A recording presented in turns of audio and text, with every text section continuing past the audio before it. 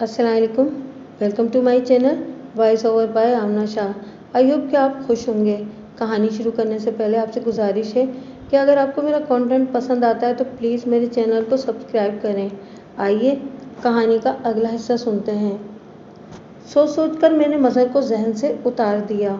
लड़की उसके साथ नहीं आई थी, वो उस शख्स के साथ आई थी जिसके खुरे पर हम इस गांव तक आए थे। और लड़की के कत्ल में वो दो भाई जिनके पास कुत्ता और नौकर था, अगर शामिल नहीं थे तो उन्हें कत्ल के मुतालिक मालूम ज़रूर था। मैंने सोचा कि लड़की मज़हर के गांव में नहीं आई, वो उन भाइयों के गांव में आई थी। ये तो खोजी ने मुझे बता दिया था कि गांव का कोई आदमी खोजी के खिलाफ कोई बात नहीं बताएगा। मैं उस गांव में पहुंच गया। उस गांव का नंबरदार बाहर धूप में चरपाई रखकर बैठा था और गांव के बहुत से आदमी उसके पास खड़े या बैठे हुए थे। इस नंबरदार को देखकर मुझे गुस्सा आ गया। मैंने दूर से ही उसे आवाज़ दी। वो दौड़ा आया। मैं घोड़ी से उतरा। अगर मैं थाने में होता तो इस नंबरदार की बहुत पिटाई करता। मैंने गांव में इसकी इज्जत रख ली, लेकिन मैंने उसे जो गालियां दी हैं वो सिर्फ पुलिस वाले ही दे सकते हैं। मैं उसे कह रहा था कि उसने मुझे क्यों नहीं बताया कि इस गांव में एक सजा याफ्ता और पेशावर मुजरिम है। नंबरदार के होंठ कांपते थे, लेकिन उसके मुंह से आवाज़ नहीं निकलती थी। अपने उस बाप को फौरन हाजिर करो, मैंने कहा। नंबरदार पीछे को मुड़ा और वहीं से आवाज़ दी, इधर आना खोजे। खोजा उन्हीं आदमियों में था जो नंबरदार के पास बैठे थे। वो दौड़ता हुआ आया। मैंने उसके साथ कोई बात न की। अपने हेड कांस्टेबल से कहा कि इसके घर की तलाशी लो। हेड कांस्टेबल दौड़ पड़ा। उसे मालूम था कि तलाशी किस तरह ली जाती है। खोजे ने मुझसे पूछा कि मैं उसकी खाना तलाशी क्यों ले रहा हूँ। मैं उसकी जूती देख चुका था। उसके पाँव में उस वक्त देसी जूती थी। तुम गुरगाबी पहनते हो? मैंने उससे पूछा। ना जी ना, उसने जवाब दिया। मैं गरीब आदमी हूँ, मैं यही जूती पहनता हूँ जो आप देख रहे हैं। मैं अब वहाँ ज़्यादा पूछगछ नहीं करना चाहता था। ये तफ्तीश इस किस्म की थी जो थाने में ही हो सकती थी। मसलन नौकर कोई बात नहीं करता था। मैं कहता था कि ये मकरा बना हुआ है। मैं तशद्दुद और ईज़ा रसानी का कायल न था, लेकिन मैं महसूस कर रहा था कि इस नौकर पर मुझे ये तरीका आजमाना पड़ेगा। दूसरा खोजा था। पेशावर मुजरिम शरीफाना रवैये को नहीं माना करते थे। इसे भी थाने ले जाने की ज़रूरत थी। मैं उसे साथ लेकर उसके घर गया, जहाँ हेड कांस्टेबल और दूसरे कांस्टेबल उसके घर की तलाशी ले रहे थे। खोजा कुछ न कुछ कहता जाता था, जिसकी तरफ मैं तवज्जो नहीं दे रहा था। हेड कांस्टेबल ने बड़ी अच्छी तरह तलाशी ली थी। मैंने भी अंदर जाकर घूम फिर कर देखा, लेकिन जिस चीज़ की हमें तलाश थी वो ना मिली। वो थी गुरगाबी। मैंने बाहर आकर हेड कांस्टेबल से कहा कि दोनों भाइयों को बुलवाओ, नौकर और खोजे और कुत्ते को भी थाने ले चलो। मैंने हथकड़ी किसी को भी ना लगाई, क्योंकि अभी मैं किसी को गिरफ्तार करने की पोजीशन में ना था। इसके अलावा ये बात भी थी कि मैं इन अफराद को या इनमें जो कोई भी मुजरिम था उसे मौका देना चाहता था कि वो भागने की कोशिश करे। ये मेरा तजर्बा था कि वो आदमी जो जुर्म पेशा ना हो और किसी वजह से कोई एक जुर्म कर बैठा हो और शुबे में उसे थाने बुलाया जाए तो वो रूपोश होने की कोशिश करता है। सच्चा और बेगुनाह आदमी कभी ऐसी हरकत नहीं किया करता। मैंने उस गांव के नंबरदार को भी उनके साथ थाने भेज दिया। उसे मैंने डरा धमकाकर भेजा था। मैं इन सब के ज़रिए रवाना हुआ। शीदी का बाप और भाई साथ साथ थे। इनका गांव रास्ते में था। मुझे वहां रुकना था। मैं एक बात जो पहले बता चुका हूँ, एक बात फिर कहूँगा। जब मेरे पास ये रिपोर्ट आई थी कि लड़की घर से चली गई है, तो मैंने ये रिपोर्ट लिख ली थी, लेकिन उसे ये सोचकर अहमियत नहीं दी थी कि बालिग लड़की है, अपनी मर्जी से किसी के साथ चली गई है। मगर अब सूरत कुछ और बन गई थी। अब ये कत्ल की वारदात थी। मेरे लिए ज़रूरी हो गया था कि मकतूला के गांव जाकर मालूम करूं कि वो किसे चाहती थी। गांव में किसी की इश्कबाजी छुप नहीं सकती। मज़हर को तुम लोग जानते होगे? मैंने शीदी के बाप से और भाई से पूछा। तुम्हारे गांव में 1 साल तक वो रह चुका है। जानते हैं, बाप ने जवाब दिया और पूछा, आपने क्यों पूछा है? वो कैसा आदमी है? मैंने पूछा। तुम्हारे गांव में वो शराफत से रह रहा था? ख़ानदानी आदमी है, बाप ने जवाब दिया। हमारे गांव में उसने ऐसी वैसी कोई हरकत नहीं की। वो नेक चलने की ज़मानत पर था, शीदी के भाई ने कहा। वो कोई ऐसी वैसी हरकत कर ही नहीं सकता था। हमारी ज़ात और बिरादरी का आदमी है। उसका तुम्हारे घर आना जाना था? हाँ, कभी कभार आया करता था, बाप ने जवाब दिया। तुम इज्जत वाले लोग हो, मैंने कहा। मेरी किसी बात पर खफा ना होना। मैं तुमसे ऐसी बातें पूछूंगा जो तुम्हें अच्छी नहीं लगेंगी, लेकिन मैं मजबूर हूँ। यह कत्ल की वारदात है। मुझे ये बताएं कि अपनी बेटी को तुमने कभी मज़र के साथ कहीं बातें करते देखा था? आपकी बेटी मज़र की खाला के घर जाती होगी। ज़रूर जाती होगी, शीदी के भाई ने जवाब दिया। हमने अपनी औरतों को उसके घर में जाने से कभी नहीं रोका था। वो तो हमारी अपनी बिरादरी का घर है। मज़हर को तुम्हारे घर से गए 3 महीनों से ज़्यादा अरसा हो गया है। मैंने पूछा, क्या इन 3 महीनों में वो तुम्हारे गांव आता रहा है? कई बार आया है, बाप ने जवाब देकर पूछा। क्या आपको उस पर शक है, या आप खुद सोच कर बताएं कि उस पर मुझे शक करना चाहिए या नहीं? वो ऐसा लड़का नहीं था, बाप ने कहा। अगर आपको कोई खुफिया बातें मालूम हुई हैं तो हम ये मान सकते हैं कि लड़की उसके साथ चली गई है। हम ये नहीं मान सकते कि लड़की को मज़हर ने कत्ल किया है। ये कोई और ही मामला है। इनसे मैं पूछता गया, लेकिन कोई सुराग ना मिला। सुराग की बात मुझे लड़की की माँ से या उसकी सहेलियों से मालूम हो सकती थी। किसी लड़की के बाप और भाई से ये तवक्को नहीं रखी जा सकती कि वो अपनी ज़बान से कहते कि इनकी लड़की किसी आदमी को चाहती थी। पाक मोहब्बत को भी ये लोग नाजायज़ ताल्लुकात जैसा जुर्म समझते थे। बाप बेटा बहुत परेशान थे। उनकी बेइज्जती हुई थी। उनकी लड़की मारी गई थी। वो तो मरने मारने पर तुले हुए थे। वो ज़बरदस्त ख़ानदान था। कातिल को तो मैंने पकड़ ही लेना था और उसे सज़ाए मौत या उम्र कैद दिला देनी थी, लेकिन मकतूल के लवाहिकीन कानून की सज़ा से मुतमईन नहीं हुआ करते थे। वो कातिल के ख़ानदान के 1-2 अफराद को कत्ल करके दम लेते थे। फिर यहाँ से ख़ानदान की अदावत चल पड़ती थी, जो अगली नस्लों तक जाती थी। मैं ऐसे ख़ानदानों को जानता हूँ जिनकी अदावतें मेरे लड़कपन में शुरू हुई थीं और आज जबकि मेरी औलाद की औलाद भी लड़कपन में है, उन ख़ानदानों की दुश्मनियाँ चली आ रही हैं। मैंने मकतूला के गांव में अड्डा कायम कर लिया। लाश पोस्टमार्टम के बाद अभी पहुंची थी। डॉक्टर की रिपोर्ट ये थी कि लड़की की मौत दम घुटने से यानी रस्सी के फंदे से हुई है और ये कंवारी है। मेरा ख्याल ठीक था कि लड़की की इस्मत महफूज थी। यही चीज़ और ये भी कि लाश के साथ सोने का जेवर मौजूद था। मेरे लिए एक सवाल था, अगर लड़की की इस्मत पर हमला होता और उसका जेवर उतार लिया जाता तो कहा जा सकता था कि लड़की अपने चाहने वाले के साथ कहीं जा रही थी। रात का वक्त था, उन्हें रेजन या डाकू मिल गए। इस सूरत में वो आदमी लड़की को डाकुओं के रहमो करम पर छोड़कर भाग गया होगा। यह जो सूरत थी कि लड़की किसी लिहाज से भी न लूटी गई, इस किस्म का शक पैदा करती थी कि लड़की ने किसी और के साथ भी मोहब्बत के वादे कर रखे होंगे। उस आदमी को पता चल गया होगा कि लड़की किसी और के साथ जा रही है। उसने रकाबत के जोश में लड़की को कत्ल कर दिया होगा। उसे लड़की के जेवर के साथ दिलचस्पी नहीं थी। अगर ऐसा ही हुआ है तो ये शख्स जुर्रत वाला होगा, जुराइम पेशा नहीं था। सारा गांव कुछ हिरासा सा था। गांव की सबसे ज़्यादा खूबसूरत और जिंदा दिल लड़की कत्ल हो गई थी। लड़की ऊंचे ख़ानदान की थी।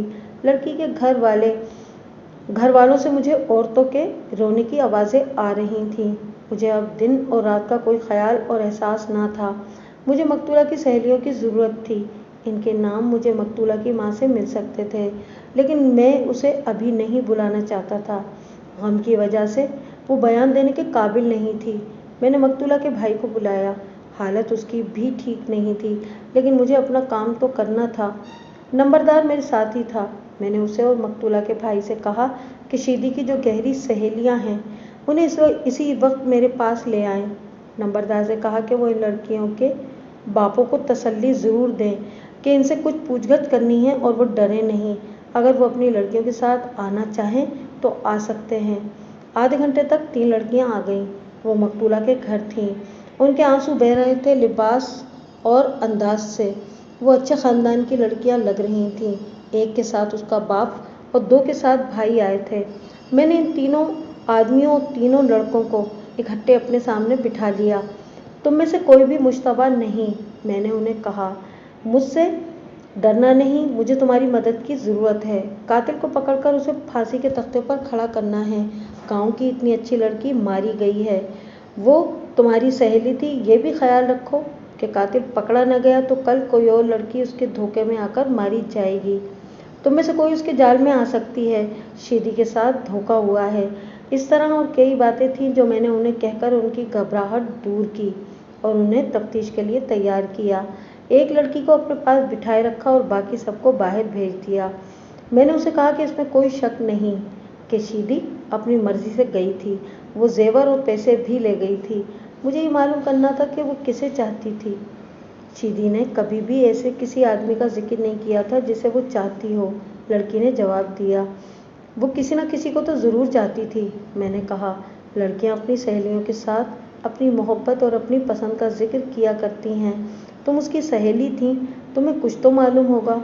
क्या वो तुम्हारे साथ दिल की बातें नहीं करती थी? देखो, तुम मेरी छोटी बहन जैसी हो, मुझसे डरो नहीं। हाँ जी, उसने कहा, हम एक दूसरे के साथ दिल की बातें किया करते थे, लेकिन उसने ये कभी नहीं बताया था कि उसकी किसी से मोहब्बत है। उसने ज़रा सोचकर कहा, उसकी कहीं मंगनी तो नहीं हुई थी, लेकिन उसे ये मालूम था कि उसकी शादी किसके साथ होगी। उसे ये लड़का अच्छा नहीं लगता था। उसे किसने बताया था कि उसकी शादी उसी लड़के के साथ होगी? माँ ने, लड़की ने जवाब दिया। बिरादरी के हिसाब किताब के मुताबिक शीदी के लिए यही लड़का था। अमीरों का बेटा है, ऐसा बुरा तो नहीं, लेकिन शीदी को अच्छा नहीं लगता था। ऐसा तो नहीं हुआ कि शीदी ने कभी इस लड़के को खुद ही या किसी की ज़बानी कहा हो कि वो इसे अच्छा नहीं लगता? नहीं, लड़की ने जवाब दिया। अगर ऐसी बात हुई होती तो शीदी मुझे ज़रूर बताती। इस लड़की के साथ बहुत बातें हुईं। लड़की की झिझक दूर होती गई, जिससे मुझे सहूलत हो गई। अब तो वो ऐसी बातें भी करने लगी जिनकी मुझे ज़रूरत नहीं थी। शीदी की आदतों और फितरत के मुतालिक बातें होने लगीं तो उसकी इस सहेली ने ऐसा इंकिशाफ किया कि मेरा दिमाग रोशन होने लगा। वो गाना सुनने की बहुत शौकीन थी, लड़की ने बताया। सुरीली और दर्दीली आवाज़ पर वो मरती थी। यहाँ मैं एक बात वाज़ेह करना ज़रूरी समझता हूँ कि ये बात गाने से ताल्लुक़ रखती है। मैं जिस वक्त की बात कर रहा हूँ उस वक्त गाना सही मायनों में मौसीकी होता था। आजकल गाने और मौसीकी का ताल्लुक़ टूट चुका है। देखते ही देखते डिस्को और पॉप म्यूज़िक गली गली और गांव गांव पहुंच गया है। ये दरअसल म्यूज़िक यानी मौसीकी नहीं, ये शोर शराबा और हल्ला गुल्ला है। हमारे वक्तों में आवाज़ का सोज और मौसीकी मिलकर जादू का असर पैदा करते थे। जैसा कि आपको बता चुका हूँ कि मज़हर की आवाज़ और सुर ने मुझे भुला दिया था कि मैं थानेदार हूँ। आज की नस्ल तो तसव्वुर में भी नहीं ला सकती कि गांव में एक आदमी हीर वारिस शाह या सैफुल मुलूक या यूसुफ जुलेखा का मंजूम किस्सा गाता था तो सुनने वालों को महसूस तक न होता था कि रात गुजर गई है। गाने वाले माहिया गाते थे, ससी पुन्नू गाते थे। ये चीज़ें गाने वाले ख़ास आवाज़ के गवैये होते थे।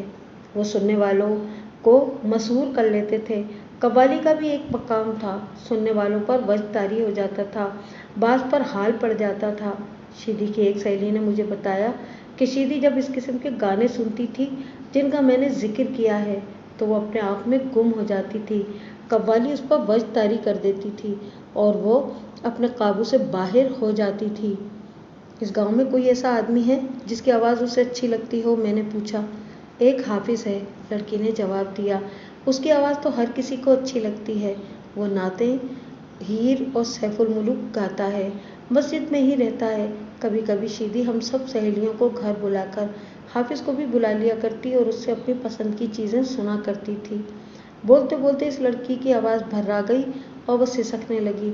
हाफिज़ का मतलब हाफिज़ कुरान नहीं, हाफिज़ अंधे को कहते हैं। गाने वाला सिर्फ ये हाफिज़ ही था? मैंने पूछा। पहले हाफिज़ ही था, जिसकी आवाज़ का कोई मुकाबला न था, शीदी की सहेली ने जवाब दिया था। फिर गांव में एक ऐसी आवाज़ आ गई जिसने लोगों के दिलों से हाफिज़ को उतार दिया। वो शीदी की ज़ात का जवान लड़का था। लड़की ने मज़हर के गांव का नाम लेकर कहा। वहाँ उसकी एक ख़ानदान के साथ दुश्मनी थी। उसे उसके बाप ने यहाँ अपनी खाला के पास भेज दिया था। उसकी आवाज़ में बड़ा ही दर्द था। वो अब कहाँ है? अपने गांव चला गया है, उसने जवाब दिया। वो 1 साल पहले यहाँ था। मैं उस लड़की को आहिस्ता आहिस्ता अपनी बात की तरफ लाया। मैं आपको मतलब की बात सुना देता हूँ। शीदी पर मज़हर की आवाज़ ऐसा असर करती थी कि उसे ये भी ख्याल नहीं रहता था कि वो कहाँ बैठी है। और इसके पास कौन बैठा है। लड़की ने यकीन के साथ बताया कि मजहर और शीदी की आपस में कभी मुलाकात नहीं हुई थी। मजहर शीदी के भाई से मिलाता और इनके घर भी जाता था, लेकिन शीदी उसे अलग थलग कभी नहीं मिली थी। शीदी ने अपनी सहेली के साथ कभी ऐसी बात नहीं की थी कि मजहर उसके दिल में उतर गया है या वो मजहर को दिल दे बैठी है। 2-3 बार उसने कहा था, लड़की ने कहा, कि मैं दुआ किया करती हूँ कि मुझे ऐसा खामिद मिले जिसकी आवाज़ सुरीली हो। एक बार हमारी एक सहेली ने उसे कहा कि माँ से कहो वो तुम्हारी शादी मजहर के साथ कर दें। सहेली ने ये बात मजाक में कही थी, लेकिन शीदी ने आह भरकर कहा था कि मेरी किस्मत इतनी तेज़ नहीं। बस इससे ज़्यादा कभी कोई बात नहीं हुई। मैंने तो मजहर को जहन से निकाल दिया था, लेकिन इस लड़की ने इस खूबसूरत जवान को, जिसकी आवाज़ के सोच पर शीदी अपने आप को भूल जाया करती थी, मेरे जहन में फिर से डाल दिया। मैंने इस लड़की पर जिरह शुरू कर दी और मैं जिस कदर गहराई में जा सकता था गया। लड़की समझ गई थी कि मुझे मजहर पर शक है। उसने एक बार कहा कि शीदी मजहर से कभी नहीं मिली थी। उसने कभी जिक्र किया था कि वो मजहर को चाहती है। मैंने उसे बाहर भेजकर दूसरी लड़की को बुलाया। ये कुछ शर्मीली थी। उसने भी तकरीबन वही बातें बताई थीं जो पहली लड़की बता चुकी थी। उसने भी कहा कि शीदी सोच वाली आवाज़ पर मरती थी। उसने हीर वारिशा का ज़्यादा जिक्र किया। मेरे पूछे बगैर उस लड़की ने कहा कि शीदी को हीर वारिशा के दोहे और बैत बहुत पसंद थे, जिनमें आता है, भला मोए ते विछड़े कौन मिलिए, कौन जीदार रोग। शीदी अक्सर ये सारा बैत गुनगुनाया करती थी, लड़की ने कहा, और उसके आंसू निकल आए। उसने ये बंद मजहर से सुना होगा। जी, लड़की ने भराई हुई आवाज़ में कहा। वो ये बहुत ज़्यादा गाया करता था। मुझे ऐसे लगा जैसे मेरे सीने में बड़ी ज़ोर का धमाका हुआ हो। मैंने जब मजहर के गांव में गाना सुनाने को कहा था तो उसने हीर वारिशा का यही बंद सुनाया था। ये मिसरा जो उस लड़की ने मुझे बताया था, इसी बंद का है। ये कोई ऐसा सबूत नहीं था कि मैं मजहर को मुजरिम समझ बैठता, लेकिन ये बड़ा वाज़ेह इशारा था कि मकतूला और मजहर के दरमियान कोई ताल्लुक़ था ज़रूर। मैंने तीसरी लड़की को बुलाया। वो होशियार और खुलकर बात करने वाली लड़की थी। उसने जो बयान दिया वो पहले दोनों लड़कियों की तायीद करता था। उसने बताया कि शीदी की दोस्ती उसके साथ दूसरी दोनों लड़कियों की बनिस्बत गहरी थी और उसके साथ तो वो अपने दिल की हर बात कर लिया करती थी। शीदी ने ये कभी नहीं कहा था कि उसके दिल में मजहर की मोहब्बत है, उस लड़की ने कहा, लेकिन मैं कहती हूँ कि मजहर शीदी के दिल पर बड़ा सख्त असर कर गया था। उसकी आवाज़ पर वो आशिक थी। वैसे भी वो खूबसूरत आदमी है। मैंने शीदी से एक बार हंसी हंसी में कहा था कि उसके दिल पर मजहर का कब्जा हो गया था। उसने उदास होकर कहा था कि जिस चीज़ तक हाथ ही न पहुँच सके उसकी ख्वाहिश ही क्या करनी। मजहर कैसा आदमी है? मैंने पूछा। उसका इखलाक कैसा है? अच्छे इखलाक का लड़का है, उस लड़की ने जवाब दिया। वो यहाँ आया तो गांव के बहुत से लोग उसके दोस्त बन गए थे। वो रात को उसे बाहर बिठा लेते और गाना सुनते थे। दिन को वो शरीफों की तरह रहता था। उसकी शोहरत ये थी कि किसी औरत की तरफ आंख उठाकर नहीं देखता था। इस लड़की ने यकीन से तो कुछ न कहा, लेकिन मेरा शक पक्का कर दिया। रात का आखिरी पहर था। मकतूला के घर से औरतों के रोने की आवाज़ें आ रही थीं। गांव के लोग जाग रहे थे। मैंने गांव के नंबरदार को बुलाया, उससे रिपोर्ट लेकर झीलदार को बुलाया, उससे भी बहुत सी बातें पूछीं। गांव में मेरे 2 मुखबिर थे, उन्हें बुलाकर पूछा। उन सब ने कहा कि मजहर इखलाकी लिहाज से ठीक था, शौक और जिंदा दिल ज़रूर था, लेकिन कोई शरारत या बदमाशी नहीं करता था। शीदी के मुतालिक भी इनकी राय अच्छी थी। ये सब ने कहा कि शौकियाँ करने वाली लड़की थी। इससे शक होता था कि उसका चाल चलन ठीक नहीं, लेकिन वो पाक साफ लड़की थी। रात गुजर गई। मुझे अब मकतूला की माँ की ज़रूरत थी। मैं जानता था कि वो किस ज़हनी हालत में होगी, लेकिन मैं तफ्तीश को रोक नहीं सकता था। मैंने मकतूला के बाप को बुलाकर हमदर्दी की कुछ बातें की और उसे कहा कि वो अपनी बीवी और अपनी बहू को मेरे पास भेज दे। मैंने उसे ये भी कहा कि हमने वक्त ज़ाया किया तो कातिल हमारे जाल से निकलकर दूर चला जाएगा। वो मेरी बात समझ गया और अपनी बीवी और अपने बड़े बेटे की बीवी को साथ ले आया। मैंने मकतूला की माँ को अपने पास बिठाया और उसके साथ अफसोस और हमदर्दी का इजहार किया। फिर उसे कहा कि मैं कातिल को पकड़कर फांसी दिलाना चाहता हूँ, इसलिए वो अपने आप को ज़रा संभाले और मैं जो पूछूँ वो सही बता दे। मुझे तवक्को थी कि वो भड़की हुई है, इसलिए साफ बता देगी। मैंने उससे पहला सवाल ये किया कि उसे किस पर शक है। उसने मेरी तवक्को के खिलाफ मुझको रीसेट दिखा दी। मैंने पूछा कि वो कौन है जिसे वो इतनी ज़्यादा चाहती थी कि उसने ख़ानदान की इज्जत का भी ख्याल न किया। माँ ने ये जवाब देकर मुझे मायूस कर दिया कि उसके दिल में ऐसा कोई आदमी नहीं था। अगर कोई था तो उसे मालूम नहीं। क्या शीदी ने तुम्हें कभी कहा था कि वो लड़का उसे अच्छा नहीं लगता जिसके साथ तुम लोग उसकी शादी करना चाहते थे? मैंने पूछा। हाँ, ये उसने कहा था, माँ ने जवाब दिया। इतना अच्छा लड़का उसे पसंद नहीं था? ज़रा दिमाग पर जोर दो, मैंने उसे कहा।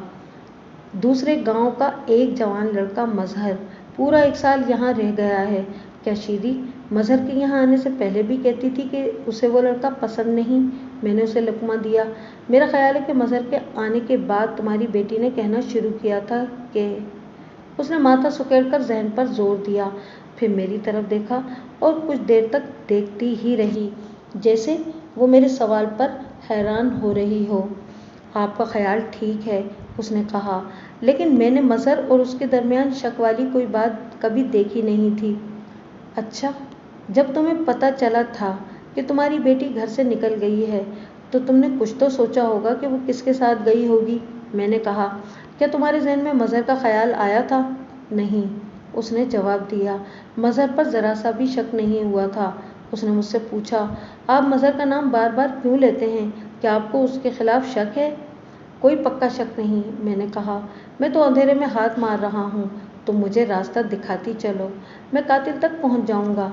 एक बात बताओ, क्या मजहर की खाला ने कभी तुम्हें कहा था कि शीदी का रिश्ता मजहर को दे दो?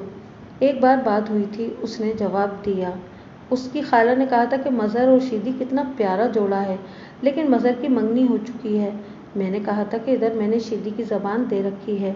एक रोज़ फिर मजहर की खाला ने कहा कि मजहर का दिल वहाँ से उखड़ गया है जहाँ उसकी मंगनी हो चुकी है। उसके बाद ऐसी बात कभी नहीं हुई। शीदी मजहर की खाला के घर जाती थी? जाती थी, माँ ने जवाब दिया। लड़के की खाला बड़ी अच्छी औरत है, शीदी के साथ तो उसे बहुत प्यार था। मैंने ये मालूम करने के लिए कि मजहर और शीदी मिलते मिलाते होंगे, शीदी की माँ को बहुत कुरेदा, लेकिन मेरा मतलब पूरा ना हुआ। मैंने शीदी की माँ को भेजकर मजहर की खाला को बुलाया। वो भी रो रही थी। मैंने उसे कहा कि वो कोई बात छुपाने की कोशिश ना करे। शीदी की माँ मुझे बहुत सी बातें बता गई है। उसने ये भी कहा है कि मजहर और शीदी एक दूसरे पर जान छिड़कते थे। मैंने झूठ बोला और शादी करना चाहते थे और तुम मजहर के सामने शीदी का रिश्ता लेना चाहती थीं। बड़ा अफसोस है, उसने कहा। वो तो मेरी मुंह बोली बहन बनी हुई है और इतना झूठ बोल गई है। मेरे भांजे ने कभी शीदी का नाम नहीं लिया था। अगर नाम लेता तो क्या ये जुर्म होता? मैंने पूछा। क्या शीदी का चाल चलन खराब था? ना जी ना, उसने कहा। बेचारी की मैयत अभी सामने पड़ी हुई है और मैं उसे बदनाम करना शुरू कर दूं? शीदी का चाल चलन तो खराब नहीं था। उसे कोई आदमी अच्छा लगा और वो उसके धोखे में आ गई। क्या सही है कि मजहर वहाँ शादी नहीं करना चाहता था जहाँ उसकी मंगनी हुई है? जी, उसने जवाब दिया। वो उसी लड़की को पसंद करता है। शीदी तुम्हारे घर आया करती थी? मैंने पूछा। मजहर के साथ वो किस तरह बात करती थी? आप मजहर बेचारे के पीछे क्यों पड़ गए हैं? उसने हाथ जोड़कर कहा। उस पर शक न करें, वो मेरी बहन का एक ही बेटा है। वो तो शीदी के मरने की खबर सुनकर आया हुआ है। शीदी के भाई ने उसे इत्तला भेजी थी। वो बड़े पक्के दोस्त हैं। इस औरत का अंदाज साफ बता रहा था कि अपने भांजे को बचाने की कोशिश कर रही है। वो कहती थी कि मजहर और शीदी की आपस में कभी बात ही नहीं हुई थी। हकीकत ये थी कि मजहर के खिलाफ मुझे अभी तक कोई शहादत नहीं मिली थी। उसके खिलाफ मेरा शक अभी शक ही था। चूँकि शक की कड़ियाँ मजहर से मिलती थीं और बाज़ इशारे बड़े साफ थे, इसलिए मैं मजहर के खिलाफ शक रफ़े करके किसी और तरफ देखना चाहता था। मैंने मुखबिरों को काम पर लगा दिया था। मजहर की खाला को भी मैंने फारिग कर दिया। अब शीदी के बड़े भाई की बीवी रह गई थी। उससे भी मुझे कुछ हासिल ना हुआ। शीदी को उससे बहुत प्यार था। उसे भी शीदी ने कभी नहीं बताया था कि वो किसी को चाहती है। उस औरत ने मुझे बता दिया था कि मजहर आया हुआ है। इससे मुझे ख्याल आया था कि कातिल अगर ये शख्स होता तो यहाँ ना आता। इतना हौसला सिर्फ पेशावर कातिलों में होता है कि वो किसी को कत्ल करके इत्मीनान से फिरते रहते हैं। कोई और आदमी خواہ وہ بہت ہی دلیر ہو، قتل کے بعد اطمینان سے نہیں رہ سکتا، اور مظہر تو پیشہ ور قاتل نہیں تھا۔ اس رات کو میں سویا نہیں تھا۔ اس سے پہلے سارا دن مصروف رہا تھا، اب دماغ چکرا رہا تھا۔ میں ذرا آرام کے لیے لیٹ گیا۔ اونگ آئی اور اس کے ساتھ ہی باہر شور اٹھا۔ کوئی عورت چلا رہی تھی، میرا بچہ کہاں ہے؟ اس بے گناہ کو تم نے مروا دیا ہے، کہاں ہے تھانے دار؟ کچھ لوگ اسے دھتکار رہے تھے، شاید نمبردار کی آواز تھی، وہ اسے ننگی گالیاں دے رہے تھے۔ میں اٹھا اور باہر نکل گیا۔ غریب سی ایک عورت کو نمبردار اور میرے کانسٹیبل دھکے دے رہے تھے، اور عورت روتی اور چلاتی پھر رہی تھی۔ میرے بچے کا کیا قصور ہے؟ اسے آنے دو، میں نے گرج کر کہا۔ انہوں نے عورت کو چھوڑا تو عورت نے میری طرف دیکھا، وہ آہستہ آہستہ میری طرف آئی۔ وہ مزدوری کرنے والی عورت لگتی تھی۔ میرے قریب آ کر وہ میرے پاؤں پر گر پڑی۔ اللہ تیری بادشاہی قائم رکھے، اس نے میرے پاؤں پکڑ کر پھر ہاتھ جوڑ کر کہا۔ میرے بچے کو چھوڑ دے، میں تھانے سے ہو آئی ہوں، اسے تیرے آدمیوں نے اتنا مارا ہے کہ مجھے پہچانتا ہی نہیں۔ میں اسے اندر لے گیا اور پوچھا کہ وہ کون ہے اور وہ کون سے بچے کی بات کر رہی ہے۔ وہ شیدی کے نوکر کی ماں تھی۔ اس نے مجھے بتایا کہ شیدی گھر سے غائب ہوئی تو نوکر بھی ساتھ ہی غائب ہو گیا، لیکن شیدی کے گھر والے نوکر کی ماں کو بتاتے رہے کہ شیدی کسی گاؤں گئی ہے اور نوکر کو اس کے ساتھ بھیجا گیا ہے۔ سیدھی اور نادار سی یہ عورت اسی کو سچ مانتی رہی۔ گاؤں میں خبر پہنچی کہ شیدی قتل ہو گئی ہے تو یہ عورت اپنے بیٹے کا پوچھنے لگی۔ شیدی کے گھر سے اسے گالی گلوچ ملی۔ شیدی کی لاش پوسٹ مارٹم کے بعد آئی تو اس عورت کو اپنا بیٹا نظر نہ آیا۔ کسی نے اسے بتا دیا کہ وہ تھانے میں ہے۔ ماں تھانے کو دوڑ پڑی۔ اس کے بیٹے کو اور دوسروں کو میں نے ابھی حوالات میں بند کرنے کو نہیں کہا تھا، وہ تھانے کے برآمدے میں بیٹھے تھے۔ ماں کو اپنا بیٹا دکھائی دیا تو وہ دوڑ کر اس تک پہنچی۔ بیٹے نے اسے پہچانا بھی نہیں۔ اسے میرے آدمیوں نے دھکے دے کر باہر نکالا، لیکن وہ روتی چیختی اور اپنے بیٹے کی طرف دوڑتی تھی۔ لیکن کسی نے اسے کہا کہ اس کے بیٹے کو مارا پیٹا گیا ہے، میں نے جس سے اس کا دماغ بگڑ گیا ہے۔ مجھے بعد میں پتہ چلا کہ یہ خواجے نے اسے کہا تھا۔ اسے ٹالنے کے لیے کہا گیا کہ تھانے دار اسی کے گاؤں میں ہے اور وہ گاؤں جا کر مجھے ملے۔ وہ وہاں سے میرے پاس آ گئی۔ وہاں کہتے تھے کہ تیرا بیٹا پاگل ہو گیا ہے۔ اس نے مجھے کہا، وہ کیوں پاگل ہوا ہے؟ اسے کسی نے مارا پیٹا ہے؟ اس نے کیا گناہ کیا ہے؟ گناہ ان کے ہوتے ہیں اور سزا ہمیں ملتی ہے۔ میں نے اسے بتایا کہ اس کے بیٹے نے کوئی گناہ نہیں کیا۔ اس نے 2-3 ایسے باتیں کہہ دیں جو میں سمجھا کہ غصے میں کہہ رہی ہے، لیکن اس نے یہ باتیں صاف نہیں کہی تھیں، ادھوری اشاروں میں کی ہوئی۔ ان باتوں سے میں اتنا سمجھ گیا کہ اس کے سینے میں کچھ ہے، لیکن یہ مجھ سے ڈرتی ہے۔ میں نے اس کے ساتھ تسلی دلاسے سے باتیں کی اور اس کے دل پر میرا جو ڈر تھا وہ اتار دیا۔ میں اس کا سینہ کھولنا چاہتا تھا۔ میں ایک اور بات صاف کرنا چاہتا ہوں، ذہن میں رکھیں کہ میں انسان تھا، فرشتہ نہیں تھا کہ مجھے پتہ چل جاتا کہ اس عورت کے سینے میں کوئی راز ہے۔ اس عورت پر توجہ مرکوز کرنے کی وجہ یہ تھی کہ یہ عورت اس کلاس سے تعلق رکھتی تھی جو شیدی کے خاندان جیسے خاندانوں کی پیدائشی نوکر اور غلام ہوتی ہے۔ اس کلاس کے بچوں کو پہلا سبق یہ ملتا ہے کہ وہ ان زمینداروں اور جاگیرداروں کی خدمت کے لیے اور ان کا ہر حکم خواہ وہ کتنا ہی گھٹیا کیوں نہ ہو بجا لائیں، اور ان کے گناہوں کی گٹھری اپنے سر پر اٹھانے کے لیے پیدا ہوئے ہوتے ہیں۔ اس کلاس کو حویلیوں، چوباروں اور زرخیز کھیتوں سے اتنی سی روٹی ملتی ہے جو انہیں صرف زندہ رکھتی ہے۔ ان کی عورتیں اپنے آقاؤں کی عورتوں کے پھینکے ہوئے کپڑے پہنتی ہیں۔ نوکری اور مشقت کرنے والی ان عورتوں کو عشق و محبت اور ناجائز تعلقات کی پیغام رسانی، یعنی خفیہ ملاقاتوں کے لیے وقت اور جگہ ایک دوسرے کو بتانے کے لیے استعمال بھی کیا جاتا ہے۔ اس کا انہیں نقد انعام ملتا ہے۔ انعام نہ بھی ملے تو ان کا فرض ہے کہ حکم مانیں اور چپ رہیں۔ راز کو سینے میں دبانے کے لیے ان کی منت سماجت نہیں کی جاتی۔ ان کے لیے یہ حکم آرڈیننس کی حیثیت رکھتا ہے کہ راز کو راز رکھیں اور اپنے منہ کو بند رکھیں۔ اس کلاس کی عورتوں کو آقاؤں کی کلاس کے خامند اپنی بیویوں کو اور بیویاں اپنے خامندوں کو زہر دینے کے لیے بھی استعمال کیا کرتی ہیں۔ انہیں جھوٹی گواہیوں کے لیے عدالتوں میں لے جایا جاتا ہے۔ اس سے इनसे लाशें गायब कराई जाती हैं। ये क्लास सिर्फ देहात में नहीं होती, शहरों में भी पाई जाती है और इसका इस्तेमाल वहाँ पर भी यही होता है। इस क्लास की एक औरत मेरे सामने बैठी हुई रो रही थी। वो कुछ कहना चाहती थी, लेकिन वो माँ थी। उसने मुझे बताया कि वो बेवा है और ये कि यही एक लड़का उसकी कुल औलाद है जो शीदी के घर नौकर था। ये औरत भी नौकरानी थी, लेकिन किसी एक घर की नहीं, इस खानदान के कई घरों में काम करती थी और रात झुग्गी सी किस्म के एक मकान में सो जाती थी। मैंने उसे बड़ी अच्छी तरह समझा दिया कि वो मेरे साथ जो बात करेगी उसका किसी को भी पता नहीं चलेगा। वो फिर भी डर रही थी। मैंने उसे कहा कि वो ज़बान बंद रखेगी तो उसका बेटा रगड़ा जाएगा। ये ऐसी दलील थी जिसे वो फौरन समझ गई।